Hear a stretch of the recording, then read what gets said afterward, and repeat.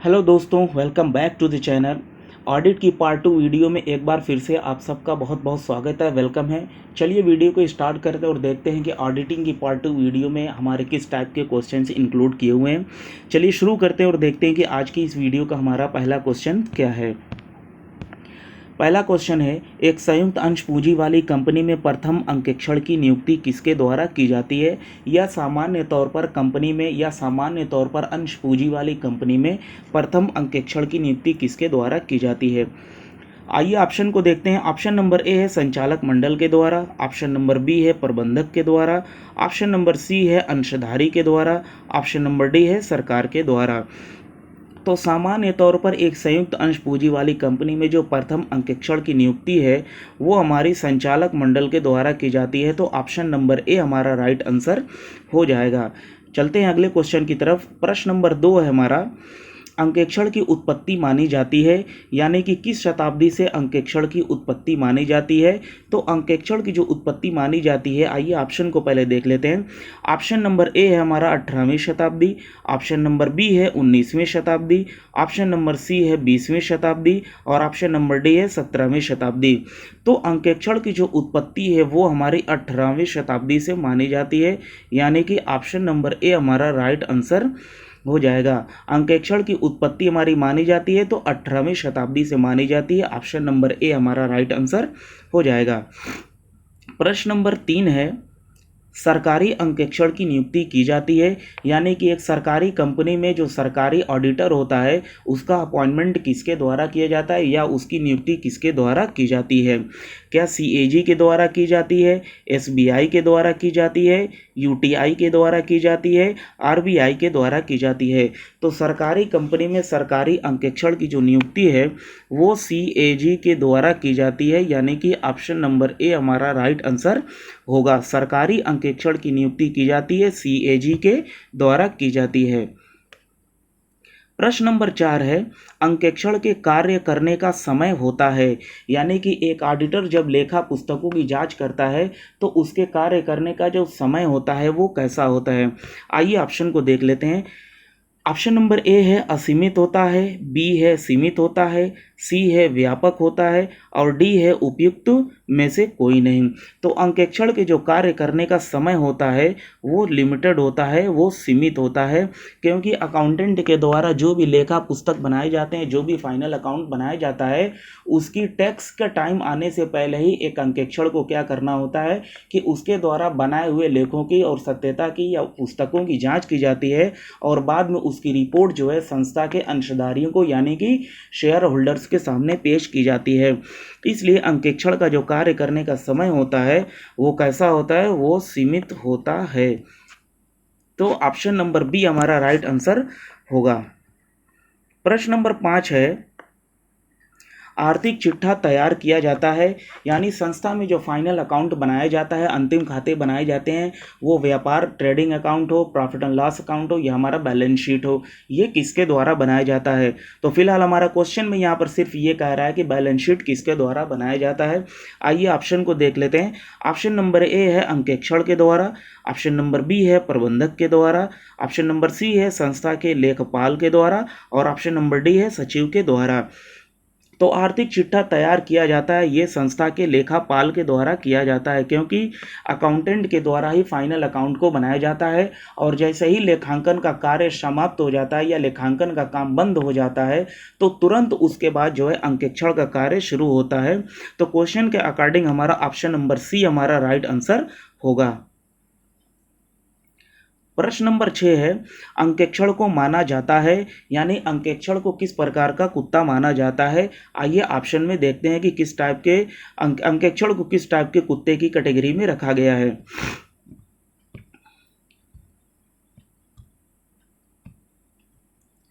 Option number A है शिकारी कुत्ता, ऑप्शन नंबर बी है चौकसी करने वाला कुत्ता, ऑप्शन नंबर सी है रखवाली करने वाला कुत्ता और ऑप्शन नंबर डी है उपयुक्त में से सभी। तो अंकेक्षण को किस प्रकार के कुत्ते के अंदर शामिल किया जाता है, तो इसको चौकसी करने वाले कुत्ते के अंदर शामिल किया जाता है या चौकसी करने वाला कुत्ता कहा जाता है। तो ऑप्शन नंबर बी हमारा राइट आंसर होगा। प्रश्न नंबर 7 है कि संस्था में प्रायः छल कपट किया जाता है। यानी कि छल कपट दो प्रकार के होते हैं दोस्तों, एक होता है खातों में छल कपट करना या कच्चे माल में छल कपट करना। तो ये दोनों अलग अलग चीज़ें, जितने भी हाई लेवल के छल कपट किए जाते हैं ये संस्था के उच्च अधिकारियों द्वारा या प्रबंधकों के द्वारा किया जाता है। और कच्चे माल में छल कपट करना या इस टाइप के जो निचले टाइप के छल कपट होते हैं ये संस्था के कर्मचारियों के द्वारा किए जाते हैं। तो हमारा प्रश्न जो हमारा पूछ रहा है वो कह रहा है कि संस्था में प्रायः छल कपट किया जाता है, क्योंकि छल कपट जो है पहले से नियोजित होता है, वेल प्लान्ड होता है। तो उसके अकॉर्डिंग संस्था के प्रबंधक और कर्मचारी दोनों मिलकर के संस्था में छल कपट करते हैं। तो क्वेश्चन अगर ऐसे रहे कि संस्था में प्रायः यानी कि आमतौर से छल कपट किसके द्वारा किया जाता है, तो आइए ऑप्शन को देखते हैं। सचिव के द्वारा किया जाता है, प्रबंधक के द्वारा किया जाता है, अंकेक्षण के द्वारा किया जाता है या कर्मचारियों के द्वारा किया जाता है। तो संस्था में आमतौर से जो छल कपट किया जाता है वो अपना प्रबंधक के द्वारा किया जाता है। तो ऑप्शन नंबर बी हमारा राइट आंसर होगा। प्रश्न नंबर 8 है, एक संयुक्त अंश पूंजी वाली कंपनी में संस्था का अंकेक्षण करने के उपरांत एक अंकेक्षक अपनी रिपोर्ट प्रस्तुत करता है। दोस्तों जब भी इस संस्था में जो अंकेक्षण का काम जब पूरा कर लिया जाता है तो चूंकि कंपनी के जो रियल फाउंडर होते हैं, कंपनी के वास्तविक स्वामी जो होते हैं, जो कंपनी के इन्वेस्टर होते हैं वो कौन होते हैं, वो समता अंशधारी होते हैं। दोस्तों वो कौन से होते हैं, वो समता अंशधारी होते हैं। तो चूंकि इनके लाभ की जो दर है वो फिक्स नहीं होती है, यानी कि सबको पैसा देने के बाद जो बचता है तब ये जा करके आपस में इसको बांटते हैं। तो रियल फाउंडर होने के नाते जब अंकेक्षण को अपनी ऑडिट करने के बाद अपने काम की रिपोर्ट देनी होती है तो वो रिपोर्ट देता है संस्था के अंशधारी को। ठीक है, ऑप्शन नंबर बी हमारा राइट आंसर हो जाएगा। प्रश्न नंबर 9 है, किसी अंश पूंजी वाली कंपनी में कार्यों को कर्मचारियों में उनके योग्यता के अनुसार बांटने की प्रक्रिया को क्या कहा जाता है। यानी कि कोई संस्था है और उसमें काम करने की योग्यता को इस प्रकार से बांटा गया है कि सभी कर्मचारियों को उनकी इच्छा के अकॉर्डिंग या उनके ज्ञान के अनुसार उनको काम में विभाजित कर दिया गया है। यह क्वेश्चन ऐसे भी पूछा जा सकता है कि किसी भी कर्मचारी के द्वारा या किसी भी कर्मचारी के कार्य की जांच एक दूसरे कर्मचारी के द्वारा कर ली जाती है, तो ऐसे कार्य को या ऐसी प्रक्रिया को किस नाम से जाना जाता है। आइए ऑप्शन को देखते हैं। ऑप्शन नंबर ए है हमारा आंतरिक अंकेक्षण, ऑप्शन नंबर बी है आंतरिक नियंत्रण, ऑप्शन नंबर सी है आंतरिक निरीक्षण और ऑप्शन नंबर डी है परीक्षण जांच। ठीक है, तो एक संस्था में कर्मचारियों के कार्य को एक संस्था में कर्मचारी के कार्य को जब दूसरे कर्मचारी से स्वतः जांच लिया जाता है, परख लिया जाता है, तो उसको हम आंतरिक निरीक्षण के नाम से जानते हैं। तो ऑप्शन नंबर सी हमारा राइट आंसर हो जाएगा। प्रश्न नंबर 10 है, किसी संस्था के वर्ष के अंत में किया गया अंकेक्षण को क्या कहा जाता है। यानी कि पूरे 1 अप्रैल से लेकर 31 मार्च को जब हमारा अकाउंट तैयार हो जाता है तो उसके बाद यानी 1 साल के बाद जो लास्ट टाइम में अंकेक्षण किया जाता है उसको किस नाम से जाना जाता है। आइए ऑप्शन को देखते हैं। ऑप्शन नंबर ए है हमारा आंतरिक अंकेक्षण, ऑप्शन नंबर बी है अंतरिम अंकेक्षण, ऑप्शन नंबर सी है सामयिक अंकेक्षण और ऑप्शन नंबर डी है पूर्ण अंकेक्षण। यानी कि वर्ष के अंत में जो अंकेक्षण किया जाता है उसको हम सामयिक अंकेक्षण के नाम से जानते हैं या वार्षिक अंकेक्षण के नाम से अगर हम चाहें तो इसको कह सकते हैं। ये हमारे ऑप्शन पर डिपेंड करता है। इसका मतलब ये होता है कि वर्ष के अंत में जो अंकेक्षण किया जाता है उसको हम सामयिक अंकेक्षण के नाम से जानते हैं। तो ऑप्शन नंबर सी हमारा राइट आंसर होगा। प्रश्न नंबर 11 है, किसी संस्था में अंकेक्षण अपना कार्य प्रारंभ करने से पहले सर्वप्रथम जांच करता है। यानी एक कंपनी में अंकेक्षण का कार्य शुरू करने से पहले, स्टार्ट करने से पहले एक अंकेक्षण सबसे पहले किसकी जांच करता है। आइए ऑप्शन को देख लेते हैं। ऑप्शन नंबर ए हमारे आंतरिक कार्यों की, ऑप्शन नंबर बी है आंतरिक प्रबंधन की, ऑप्शन नंबर सी है वैधानिक पुस्तकों की और ऑप्शन नंबर डी है उपयुक्त सभी। तो संस्था में अंकेक्षण अपना कार्य प्रारंभ करने से पहले सबसे पहले जो जांच करता है वो जांच करता है वैधानिक पुस्तकों की। तो हमारा ऑप्शन नंबर सी हमारा राइट आंसर हो जाएगा। तो वो वैधानिक पुस्तकों की जांच सबसे पहले करता है। प्रश्न नंबर 12 है, भुगतान का सर्वोत्तम माध्यम होता है, यानी कि एक व्यक्ति के द्वारा जो दूसरे व्यक्ति को भुगतान किया जाता है या बैंक के द्वारा जब अपने कस्टमर्स को भुगतान किया जाता है या आम तौर से जो भी भुगतान किया जाता है बिजनेस के अकॉर्डिंग, उसमें सबसे सर्वोत्तम माध्यम कौन सा चुना गया है? तो आइए ऑप्शन को देखते हैं। ऑप्शन नंबर ए है हमारा बिल, बी है चेक, सी है हुंडी और डी है विनिमय विपत्र। ठीक है, तो भुगतान का जो सबसे सर्वोत्तम माध्यम है वो हमारा चेक को माना जाता है, यानी कि ऑप्शन नंबर बी हमारा राइट आंसर होगा। प्रश्न नंबर 12 का राइट आंसर हमारा चेक हो जाएगा, ऑप्शन नंबर बी हमारा राइट आंसर होगा। प्रश्न नंबर 13 है, किसी संस्था का अंकेक्षण करते समय संस्था का सबसे प्राथमिक कार्य होता है। तो जब कोई अंकेक्षण किसी संस्था में अंकेक्षण का काम करता है तो उसका जो सबसे प्राथमिक कार्य होता है वो क्या होता है? आइए देखते हैं। ऑप्शन नंबर ए है छल कपट का पता लगाना, ऑप्शन नंबर बी है त्रुटि का पता लगाना, सी है प्रमाणन करना और डी है कपटों की रोकथाम करना। तो छल कपट का पता लगाना, त्रुटि का पता लगाना, कपटों को रोकथाम करना, ये सब अंकेक्षण के सहायक कार्यों के अंतर्गत शामिल किया जाता है, जबकि प्रमाणन को मुख्य कार्य के अंतर्गत शामिल किया जाता है। इसलिए हमारा ऑप्शन नंबर सी हमारा राइट आंसर हो जाएगा। यानी किसी संस्था का अंकेक्षण करते समय अंकेक्षक का सबसे प्राथमिक जो कार्य होता है, या प्राथमिक की जगह अगर ये होता कि मुख्य कार्य क्या होता है, तो वो होता है प्रमाणन करना। छल कपट, त्रुटि का पता और कपटों को रोकथाम करना, ये अंकेक्षण का सहायक कामों के अंतर्गत को शामिल किया जाता है। तो ऑप्शन नंबर बी हमारा राइट आंसर होगा, सॉरी सी हमारा राइट आंसर हो जाएगा। प्रश्न नंबर 14 है, किसी व्यावसायिक संस्था में लेखों की शुद्धता का ज्ञान होता है, यानी कि वो कौन सा ऐसा प्रपत्र है जिसकी सहायता से हम अपने लेखों की शुद्धता का ज्ञान कर सकते हैं या उसकी जांच कर सकते हैं। जैसे अगर 10,000 के हमने एसेट्स को खरीदा और हमको 10,000 का वाउचर मिला, लेकिन एक अकाउंटेंट की एंट्री करने में वो 1 लाख कर दिया गया, तो इस कंडीशन में उसको कैसे पकड़ा जाएगा?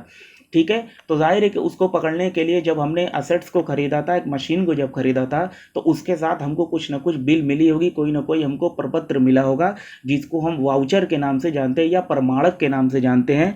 तो इस कंडीशन में हमारा ऑप्शन नंबर सी हमारा राइट आंसर हो जाएगा। किसी व्यावसायिक संस्था में लेखों की शुद्धता का ज्ञान करने के लिए हम प्रमाणन की सहायता से अपने लेखों की शुद्धता का ज्ञान कर सकते हैं। अगर कोई अमाउंट हमारा डिफरेंस या फर्क या कम बढ़ती आता है तो प्रमाणक या प्रमाणन की सहायता से हम अपने लेखों की शुद्धता का ज्ञान कर सकते हैं। प्रश्न नंबर 15 है, किस प्रपत्र को अंकेक्षण की रीढ़ की हड्डी या आत्मा माना जाता है? ये 2 टाइप के क्वेश्चन होते हैं दोस्तों, कि अंकेक्षण की रीढ़ की हड्डी किसको कहा जाता है, और दूसरा हमारा प्रश्न ये बनता है कि अंकेक्षण की आत्मा किसको माना जाता है। तो इसको मैंने दोनों को एक में ही इंक्लूड कर दिया है। आप इस क्वेश्चन बहुत मोस्ट इंपॉर्टेंट है ये क्वेश्चन है। तो आइए ऑप्शन को देखते हैं कि हमारा ऑप्शन क्या कह रहा है। ऑप्शन नंबर ए है विनिमय विपत्र को कहा जाता है, ऑप्शन नंबर बी है प्रमाणन को कहा जाता है, ऑप्शन नंबर सी है बिल और ऑप्शन नंबर डी है उपयुक्त सभी। तो प्रमाणन को जो है अंकेक्षण की रीढ़ की हड्डी या आत्मा माना जाता है, क्योंकि एक अकाउंटेंट के द्वारा जो भी गलती हो सकती है या एक अंकेक्षण के द्वारा जो भी लेखों की सत्यता की जो जांच की जाती है, उसके लेखाकार के द्वारा जो लेखांकन किया गया है उसकी जो जांच की जाती है, तो सबसे पहले अंकेक्षण संस्था के अंशधारियों से या कर्मचारियों से सभी प्रकार के प्रमाणक को या वाउचर को वो मांगता है। ठीक है, इसलिए वाउचर को, प्रमाणक को जो है अंकेक्षण की रीढ़ की हड्डी या आत्मा माना जाता है। तो ऑप्शन नंबर बी हमारा राइट आंसर हो जाएगा। प्रश्न नंबर 15 का राइट आंसर बी है प्रमाणन। प्रश्न नंबर 16 है, ऐसी जांच जिसके लिए अंकेक्षण विशेष चिन्हों का प्रयोग करता है, यानी कि किसी संस्था में अंकेक्षण जांच करते समय उसकी वैधानिक पुस्तकों में जो हल्की से एक विशेष चिन्ह बनाता है, ताकि आवश्यकता पड़ने पर या जब भी उसको शक शुबा होता है या कोई किसी भी प्रकार की उसको शंका होती है तो वो वहाँ पर एक विशेष चिन्ह का प्रयोग करता है। तो वो कौन सी ऐसी जाँच है जिसमें अंकेक्षण विशेष चिन्हों का प्रयोग करता है? चलिए ऑप्शन को देखते हैं। ऑप्शन नंबर ए है हमारा परीक्षण जांच, ऑप्शन नंबर बी है नैतिक जांच, ऑप्शन नंबर सी है प्रमाणन और ऑप्शन नंबर डी है उपयुक्त में से कोई नहीं। तो नैतिक जांच के अंदर जो है विशेष चिन्हों का प्रयोग किया जाता है। रूटीन चेक इन के अंदर जो है एक अंकेक्षण वैधानिक पुस्तकों में विशेष चिन्हों का प्रयोग करता है। तो ऑप्शन नंबर बी हमारा राइट आंसर हो जाएगा, नैतिक जांच। प्रश्न नंबर 17 है, आयकर अधिनियम 1961 के अंतर्गत किस धारा में कुछ व्यक्तियों के हिसाब किताब का अंकेक्षण अनिवार्य कर दिया गया है। यानी कि 1961 की धारा के अंतर्गत ऐसे व्यक्ति जिसमें उनका अंकेक्षण अनिवार्य कर दिया गया है, चाहे वो कंपनी हो या कंपनी न हो। आइए ऑप्शन को देख लेते हैं। ऑप्शन नंबर ए धारा 45 ए बी, धारा 44 ए बी, धारा 46 ए बी और धारा 39 ए बी। तो ऑप्शन नंबर बी हमारा इसमें राइट आंसर हो जाएगा कि धारा 44 ए बी के अंतर्गत, ठीक है, आयकर अधिनियम 1961 के अंतर्गत धारा 44 के अंतर्गत व्यक्तियों के हिसाब किताब का अंकेक्षण अनिवार्य कर दिया गया है। तो इसको क्वेश्चन मोस्ट इंपॉर्टेंट दोस्तों, इसको आप याद रखिएगा कि धारा 44 ए बी के अंतर्गत जो है कुछ अंकेक्षण जो है अनिवार्य कर दिया गया है। प्रश्न नंबर 18 है, प्रमाणन में शामिल है, यानी प्रमाणन में किसको शामिल किया जाता है। आइए ऑप्शन को देखते हैं।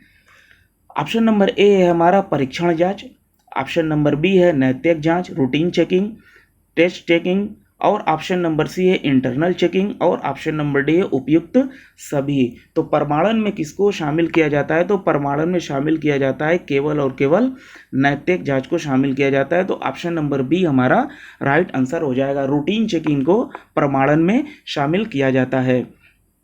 दोस्तों अगर अभी तक आपने हमारे चैनल को सब्सक्राइब नहीं किया है तो प्लीज़ चैनल को सब्सक्राइब करो, वीडियो को लाइक करो और वीडियो देखने के बाद इसे फ़ौरन शेयर करो, कॉमर्स के ग्रुप में शेयर करो। और जिस टॉपिक पे आपको चैप्टर वाइज अगर एमसीक्यूज़ चाहिए तो उसको आप कमेंट करो, मैं उस पर वीडियो आपको बना करके शेयर कर दूंगा। मुझको आपसे कुछ नहीं चाहिए, बस मैं इतना जानता हूँ कि आप मेरा मोटिवेशन बढ़ाते रहो, ठीक है। मैं ऐसे ही आपके सामने एमसीक्यूज़ लाता रहूँगा। बस वीडियो को लाइक करो, ठीक है, और चैनल को सब्सक्राइब करो, चैनल को सपोर्ट करो। चलिए आगे बढ़ते हैं अगले क्वेश्चन की तरफ। अगला क्वेश्चन हमारा प्रश्न नंबर जो 19 है, किस धारा के अंतर्गत किसी संस्था में अंकेक्षण की नियुक्ति की जाती है। सबसे पहले तो हम ये जान लेते हैं कि जो अंकेक्षण कार्य से संबंधित जो हमारी धाराएं बनाई गई हैं वो 139 से 148 तक दी गई है। इसी में अंकेक्षण के सभी कार्यों को शामिल किया गया है, ठीक है। तो इसमें जो नियुक्ति का मसला है कि किस धारा के अंतर्गत किसी संस्था में अंकेक्षण की नियुक्ति की जाती है।